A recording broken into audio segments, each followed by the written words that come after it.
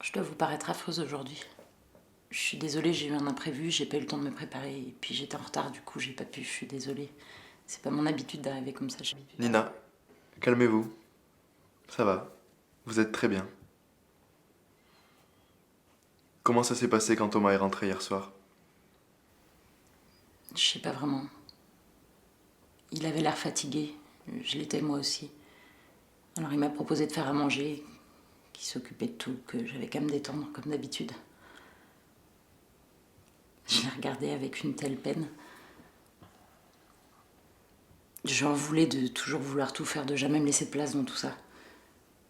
Mais j'ai rien dit, je lui ai dit que j'allais en profiter pour prendre ma douche. Ce que vous faites très souvent dans ces moments-là. Vous fuyez la situation et la dispute qu'elle engendrera. Est-ce que vous pensez que c'est la bonne solution? Parce que rien ne change et, au final, les choses stagnent. Si, ça me calme. De prendre une douche ou de fuir? À vrai dire, hier soir, j'ai pas vraiment pris ma douche. Ah oui. Qu'avez-vous fait alors? J'ai mis en route la douche. L'eau coulait fort, c'était assez bruyant, mais ça m'apaisait. J'ai pris mon téléphone et j'ai longuement hésité, comme s'il allait me donner une réponse. J'ai finalement composé le numéro de Mathias. Je mourrais d'envie d'entendre le son de sa voix, de juste l'entendre dire n'importe quoi. Je vois. Est-ce que Mathias a répondu à votre appel? Oui. Je lui ai dit que j'avais envie qu'il me serre fort. J'en avais tellement envie.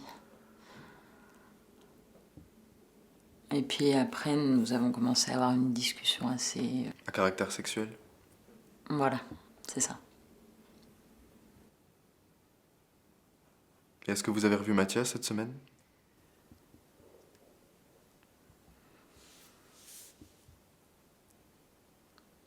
Oui, pour tout vous dire, je l'ai revu tout à l'heure. Avant de venir ici? J'ai tellement honte, si vous saviez. Honte par rapport au fait que vous soyez allé le voir avant notre séance? Ou honte par rapport à Thomas? Honte parce que la seule chose à laquelle je pense depuis que je suis rentrée dans cette pièce, c'est Mathias.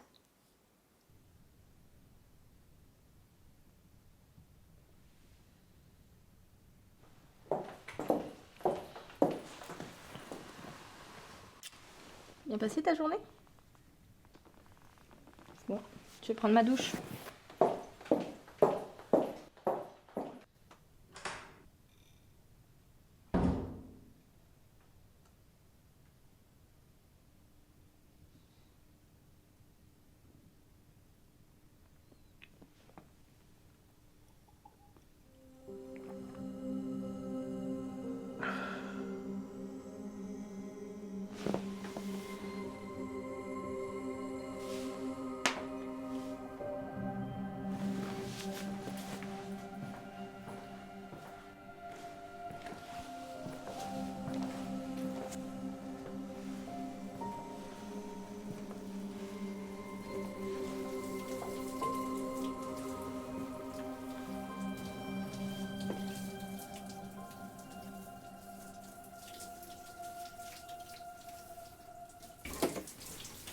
Bah, qu'est-ce que tu fais là? Je voulais un truc.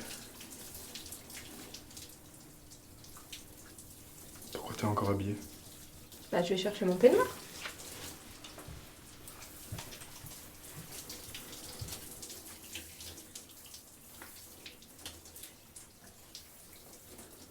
Bon, c'est bon? T'as pris ce que tu voulais? Bon, faut que je me douche avant d'aller manger.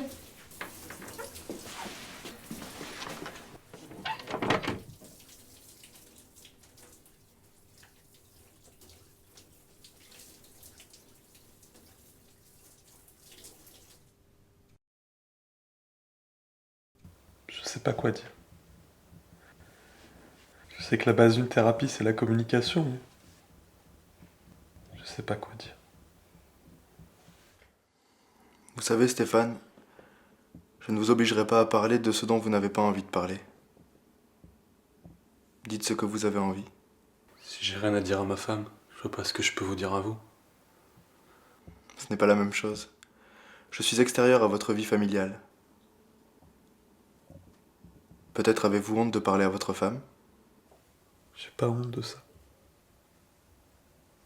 J'ai honte de vivre. Honte d'avoir pu vivre tellement de choses. D'avoir trouvé la femme de ma vie. D'avoir un travail dans lequel je me sens bien. Et des enfants que j'ai eu la chance d'élever. Il avait 1 milliard de choses à vivre. Et on lui a tout repris. J'aurais dû mourir à sa place.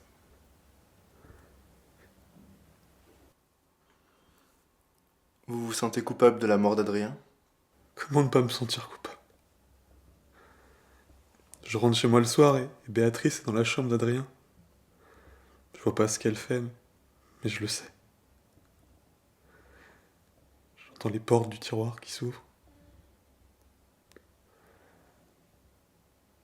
Tous les grincements. Et je l'imagine.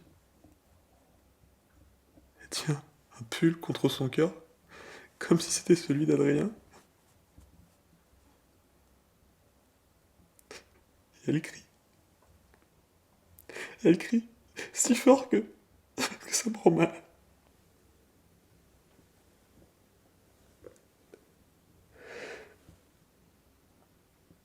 J'aurais dû être là.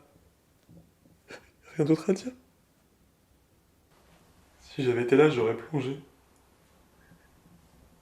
Et il serait encore en vie. Vous n'avez pas à culpabiliser. Parfois, les événements de la vie... La vie est injuste.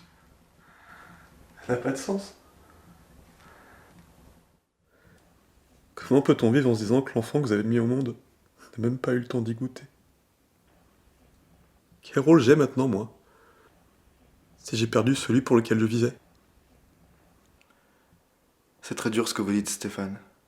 Vous dites je vivais, mais vous êtes toujours en vie. Très affaibli, c'est certain, mais toujours en vie. Tout comme votre femme qui a besoin de vous. Vous vous trompez. Ma femme a besoin de son mari. La personne qui la protégeait et sur qui elle pouvait se reposer. Mais la vérité, c'est que je suis incapable de la regarder dans les yeux. Tant que je vois ceux d'Adrien.